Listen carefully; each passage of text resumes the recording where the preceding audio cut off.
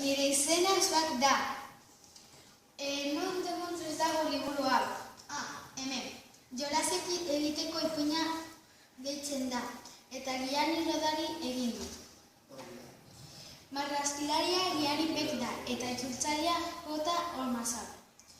21 ipuintxo dauka, eta amaieran, ipuintxo bakoitzearen amaieran 3 bukaera dago. Zuek alduzue aukeratu nahi duzuena. Argitaletxea Elkar da.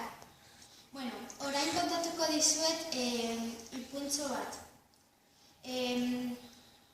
Txakurra zaunka ezekien egiten txakurra.